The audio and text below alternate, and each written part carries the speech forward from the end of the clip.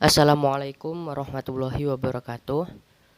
Bismillahirrahmanirrahim. Nama saya Zahrul Adrian Muhammad dengan NIM T 2018-1284. Di sini saya akan membacakan RPP yang telah saya buat dan menjelaskan sedikit bagaimana cara pembuatannya. Yang pertama ialah identitas dari RPP. Ada beberapa hal yang terdapat dalam identitas. Yang pertama ialah satuan pendidikan. Di sini saya memilih SMP 2 Negeri Curahlegi. Dari satuan pendidikan ini saya buat sendiri untuk tidak mencemarkan pada sebuah lembaga tertentu. Atau kita bisa buat yang lain, contoh misalnya SMP 2 Negeri Durian Runtuh atau yang lainnya. Kemudian mata pelajaran. Mata pelajaran yang dipilih sesuaikan, yakni kalau di sini ialah PAI dan BP. Yang ketiga ialah kelas dan semester. Kelas 9 dan semester ganjil. Di dalam RPP saya menyesuaikan dengan pembagian yang telah dibagi oleh dosen perencanaan pembelajaran. Selanjutnya ialah materi pokok. Di sini ialah ketentuan zakat fitrah dan mal. Dalam pembuatan materi pokok, kita dapat mengacu pada prota, prosem, silabus, dan juga buku pegangan guru. Di sana bisa kita jadikan sebuah sumber untuk membuat materi pokok. Selanjutnya ialah alokasi waktu. Alokasi waktu di sini 3 kali 3 jam pelajaran.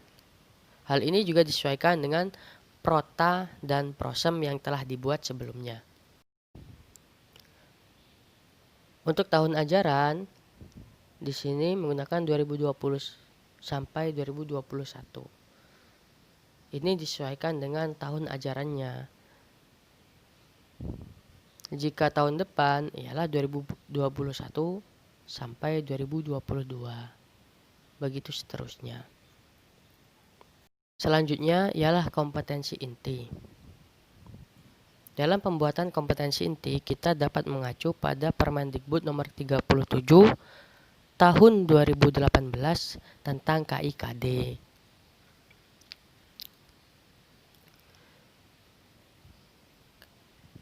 Di dalam RPP saya, karena kelas 9 ya, tentang matkul pendidikan agama Islam dan budi pekerti, maka KI 1 isinya menghargai dan menghayati ajaran agama yang dianutnya.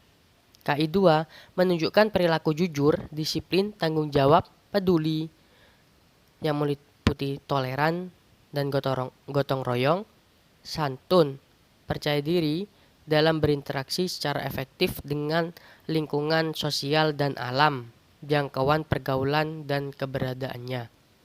KI 3 memahami dan menerapkan pengetahuan yang meliputi faktual, konseptual, dan prosedural berdasarkan rasa ingin tahunya tentang ilmu pengetahuan, teknologi, seni, budaya, terkait fenomena dan kejadian tampak mata.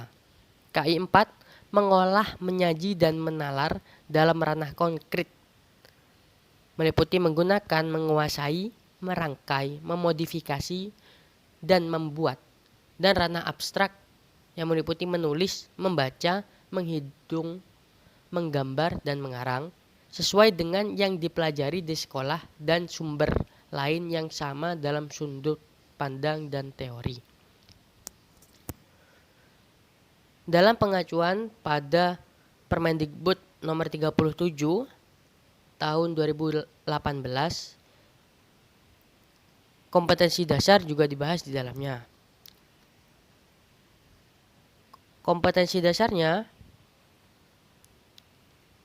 yang saya gunakan ialah 1.8 melaksanakan zakat sesuai dengan ketentuan syariat Islam. 2.8 menunjukkan perilaku taat dan peduli sebagai hikmah dari ketentuan zakat.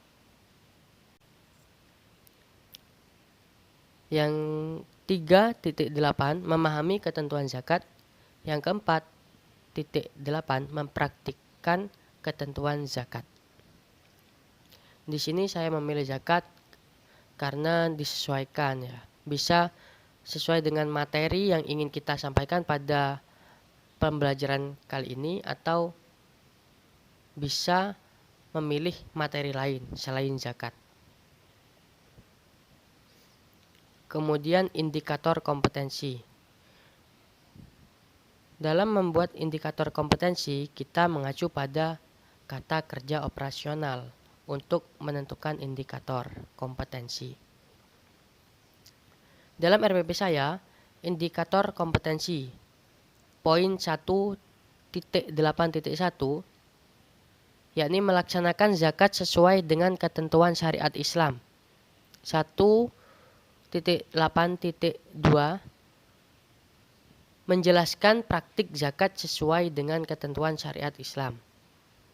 Kemudian poin 2.8.1 menunjukkan perilaku taat dan peduli sebagai hikmah dari ketentuan zakat. Poin 2.8.2 melaksanakan perilaku taat dan peduli sebagai hikmah dari ketentuan zakat. Poin 2.8.3 membimbing perilaku taat dan peduli sebagai hikmah dari ketentuan zakat. Poin 3.8.1 yakni memahami ketentuan zakat. Poin 3.8.2 menjelaskan ketentuan zakat. Poin 3.8.3 memberi contoh ketentuan zakat. Poin 4.8.1 mempraktikkan ketentuan zakat. Poin 4.8.2 mengimplementasikan ketentuan zakat. Poin 4.8.3 menyesuaikan ketentuan zakat. Poin C ialah tujuan pembelajaran. Dalam pembuatan tujuan pembelajaran, kita dapat menggunakan rumus ABCD, audience, behavior, condition, dan degree. Audience ialah siswa, behavior adalah aktivitas yang dapat diamati, condition ialah kondisi, prasyarat yang harus dipenuhi oleh siswa, degree adalah capaian dari siswa tersebut. Dalam RPP saya, pertemuan pertama melalui metode kooperatif ini adalah C, condition. Siswa dapat memahami ketentuan zakat. Ini ialah B.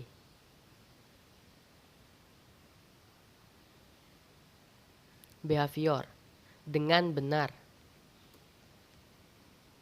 Dengan benar ialah D, degree. Siswa dapat ialah A, siswanya. Nah, demikian seterusnya.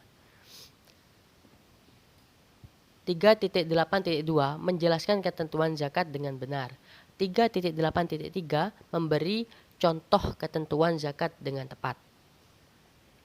Pertemuan 2, melalui metode demonstrasi, siswa dapat mempraktikkan ketentuan zakat dengan lancar. Pertemuan ketiga, melalui metode demonstrasi, siswa dapat mengimplementasikan ketentuan zakat dengan lancar. Pertemuan keempat, melalui metode problem-based learning, siswa dapat menyesuaikan ketentuan zakat dengan tepat. Pertemuan kelima, melalui metode kooperatif, siswa dapat melaksanakan zakat sesuai dengan ketentuan syariat Islam dengan benar. Yang kedua, mempraktikkan zakat sesuai dengan ketentuan syariat Islam dengan benar. Melalui metode diskusi, siswa dapat menunjukkan perilaku taat dan peduli sebagai hikmah dari ketentuan zakat dengan benar. Melaksanakan perilaku taat dan peduli sebagai hikmah dari ketentuan zakat dengan benar. pertemuan ketujuh, melalui metode demonstrasi, siswa dapat membimbing perilaku taat dan peduli sebagai hikmah dari ketentuan zakat dengan benar. Selanjutnya ialah materi pembelajaran. Dalam pembuatan materi pembelajaran, ini merupakan hasil analisis dari indikator kompetensi, hasil analisis buku,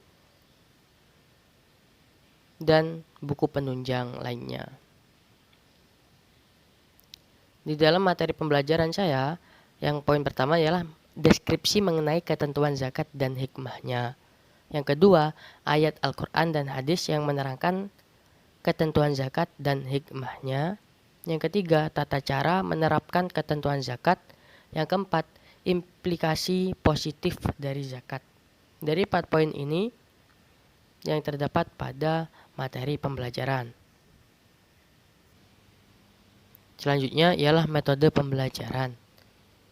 Metode pembelajaran pada RPP saya terdapat 4 metode. Yang pertama, metode kooperatif, metode demonstrasi, metode problem based learning, dan metode diskusi. Saya memilih 4 metode ini disesuaikan juga melihat realitas dari siswa. Misalnya pada metode kooperatif dan diskusi, di sini menuntut siswa untuk saling bekerja sama dalam membahas sebuah materi. Terus dalam metode problem based learning, ini ialah metode dengan basis penyelesaian masalah,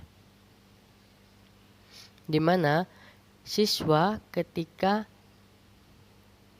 dalam keluarganya terdapat hal yang berbeda, misalnya bukan beras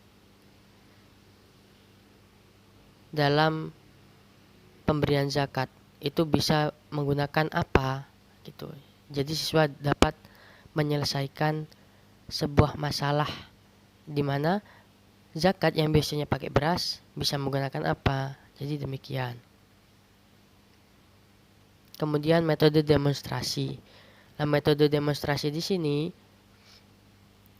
di mana agar guru bisa memberikan contoh ataupun menggunakan sumber lain sehingga siswa bisa lebih memahami bagaimana materi yang akan diajarkan. Selanjutnya ialah media pembelajaran. Pada RPW saya menggunakan 4 media. Yang pertama ialah video perilaku teladan orang yang zakat. Kemudian yang kedua, beras sebagai media berzakat. Nomor 3, slide PPT tentang ketentuan zakat. Nomor 4, ceramah audio dari guru. Yang pertama, video perilaku teladan orang yang berzakat. Di sini saya menggunakan video supaya siswa itu tahu, oh bagaimana sih implikasi dari zakat itu seperti apa, oh teladan orang-orang yang zakat itu seperti apa, demikian. Yang nomor 2 ialah beras sebagai media berzakat. Beras sebagai salah satu ciri khas dari berzakat orang Indonesia. Jadi saya menggunakan beras sebagai media untuk melakukan praktek zakat. Yang ketiga ialah slide PPT, di mana guru bisa menerangkan mengenai zakat melalui poin-poin yang ada di slide. Yang keempat, ceramah audio. Dalam melalui ceramah ini, siswa dapat memahami secara pemahaman sehingga siswa itu memiliki pandangan dasar ataupun bisa menerapkan bagaimana berzakat, baik zakat fitrah ataupun zakat mal. Selanjutnya ialah sumber belajar. Sumber belajar ini saya juga menggunakan 4 bahan, yakni yang pertama buku PAI dan BP kelas 9 SMP. Yang kedua Al-Quran, yang ketiga kitab Fathul Qorib, yang keempat adalah lingkungan masyarakat. Kenapa saya memilih 4 ini? Yang pertama buku PAI sebagai pedoman lah istilahnya untuk proses pembelajaran kelas 9. Yang kedua ialah Al-Quran. Secara mutlak Al-Quran juga menjelaskan bahwa zakat ialah sesuatu yang harus dilakukan oleh orang Islam. Yang ketiga ialah kitab Fathul Qorib, kitab yang membahas tentang fikih. Dan di sana dijelaskan bagaimana tata cara berzakat. Yang keempat, lingkungan masyarakat. Dan dalam lingkungan masyarakat, siswa dapat mengetahui bagaimana proses pelaksanaan dari zakat itu sendiri dengan melihat realitas masyarakat yang melakukan zakat. Yang selanjutnya ialah langkah-langkah kegiatan pembelajaran. Dalam langkah-langkah ini terdapat dua kegiatan pembelajaran, yakni pembelajaran tatap muka dan pembelajaran secara daring. Yang pertama ialah pembelajaran tatap muka. Pada poin ini dibagi menjadi 3 tahap, yakni pendahuluan, inti, dan penutup. Pada pendahuluan, yang pertama, guru menyapa murid dan berdoa. Kemudian mengecek keaktifan perangkat peserta didik absensi oleh guru. Yang ketiga, guru bertanya kepada peserta didik tentang pengetahuan awal, supaya guru mengetahui bagaimana pemahaman siswa mengenai materi ini, apakah sudah mempunyai pemahaman dasar atau belum. Yang keempat, guru menyampaikan kompetensi yang akan diperoleh, supaya siswa bisa mengetahui target dari pembelajaran yang akan disampaikan atau yang akan dilaksanakan. Waktu yang dilakukan pada proses pendahuluan ini ialah 15 menit. Kemudian kegiatan inti yang pertama ialah mengamati. Guru menerangkan kriteria wajib zakat.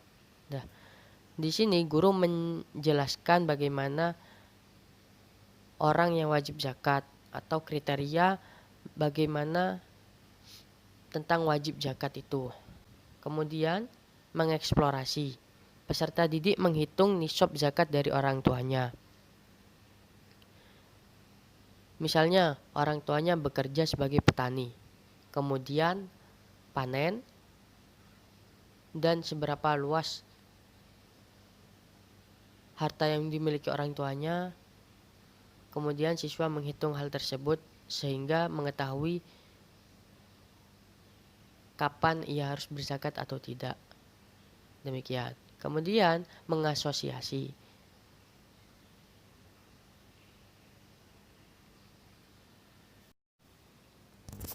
Pada mengasosiasi merupakan implementasi dari hal sebelumnya, yakni peserta didik menghitung nisab zakat orang tuanya. Dalam mengasosiasi, peserta didik dapat mengetahui berapa besaran yang harus dikeluarkan oleh orang tuanya. Kemudian kegiatan penutup. Yang pertama, guru meminta murid menyimpulkan hasil belajar. Nah, di sini guru supaya tahu apakah hasil dari siswa tersebut telah mencapai kompetensi yang telah disampaikan di awal tadi. Kemudian guru meluruskan kesimpulan hasil belajar. Jika terdapat kesalahan, terdapat dari sesuatu yang disimpulkan oleh siswa, guru meluruskan, membenarkan, menyampaikan kebenaran atau hal yang sesuai dengan materi. Kemudian yang ketiga, menyampaikan rencana pembelajaran berikutnya. Guru menyampaikan rencana pembelajaran yang akan dilaksanakan pada pembelajaran selanjutnya. Yang keempat ialah penutup dan salam dari guru serta peserta didik. Untuk alokasi waktunya, yang inti tadi itu 40 menit dan sedangkan penutup itu 30 menit. Selanjutnya ialah pembelajaran jarak jauh atau daring. Yang pertama, kegiatan pendahuluan Pada poin pertama, A. Guru menyapa dan menanyakan keadaan peserta didik untuk mengetahui bagaimana siswa-siswanya, bagaimana keadaannya dalam melaksanakan pembelajaran jarak jauh. Yang kedua, berdoa bersama untuk keberkahan, semoga ilmunya bermanfaat.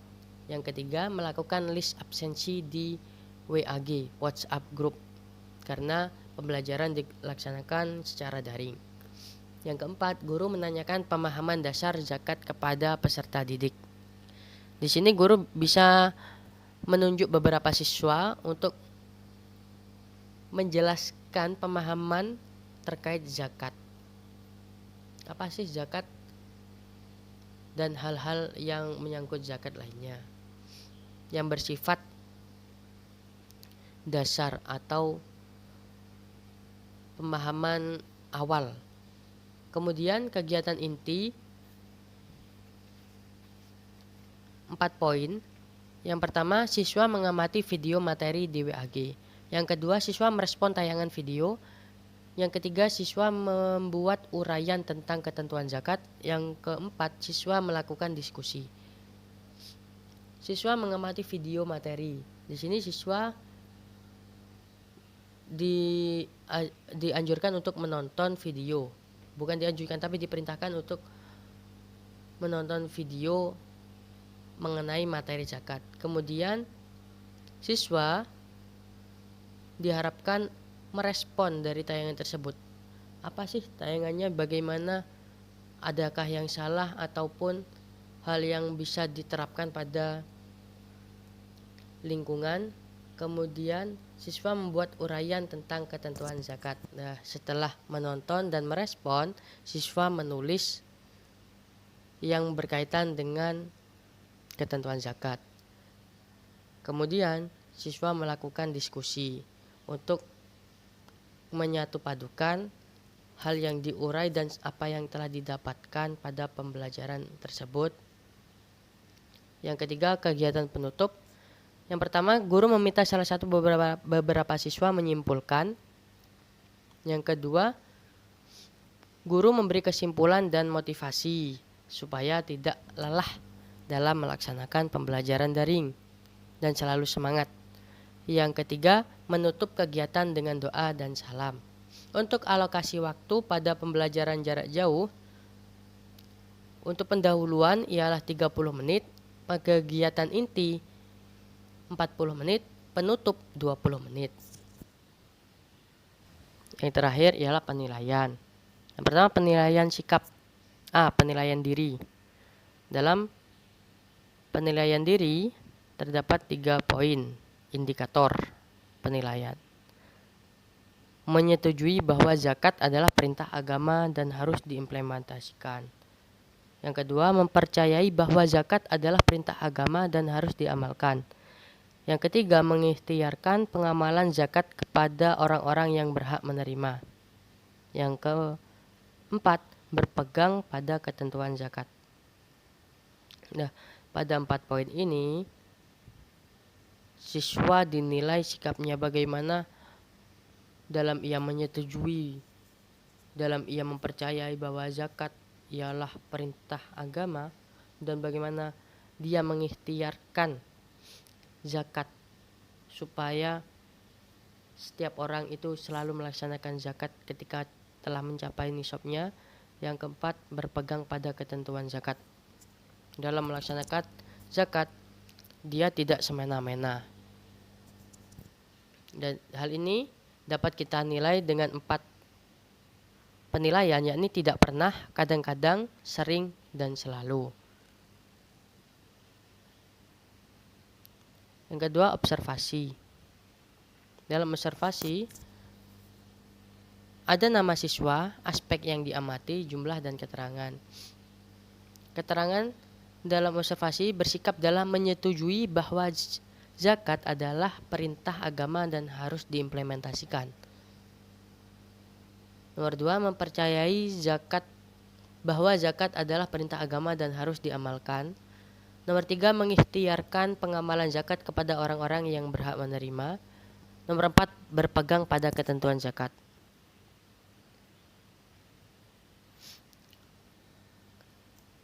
Selanjutnya ialah penilaian pengetahuan. Tes tulis. Ada 4 penilaian, ya. Ada 4 soal di sini. Yang pertama, tuliskan ayat Al-Qur'an yang menjelaskan tentang zakat. Ini 25 poin. Nomor 2, tuliskan hadis dan jelaskan arti terkait zakat. Ini juga 25 poin. Nomor 3, sebutkan hikmah apa saja dari berzakat. 25 poin. Nomor 4, apakah tujuan mengeluarkan zakat? 25 poin. Ini menyangkut tentang sumber-sumber dan hikmah dari zakat. Selanjutnya ialah penilaian keterampilan atau unjuk kerja. Aspek yang dinilai dalam hal ini ialah pertama, membaca niat berzakat fitrah atau mal. Nomor 2, menghafal niat berzakat fitrah atau mal. Yang ketiga, membaca ayat yang berkaitan dengan zakat, 1 ayat saja. Yang keempat, menghafal ayat yang berkaitan dengan zakat, 1 ayat saja. Yang kelima, menjelaskan tujuan dari berzakat. Untuk skor penilaian ini ada 4 hierarki yang tidak bisa, terbata-bata, lancar, dan sangat lancar. Saya menggunakan penilaian ini supaya mengetahui bahwa siswa secara sikap dan keterampilan telah mengetahui bagaimana ketentuan, bagaimana hikmah, bagaimana sumber dari perintah untuk berzakat, dan hal-hal lain yang mengenai atau yang bersinggungan dengan zakat, baik zakat fitrah ataupun zakat mal. Demikian pembahasan RPP dan juga penjelasannya. Mohon maaf jika banyak kesalahan. Assalamualaikum warahmatullahi wabarakatuh.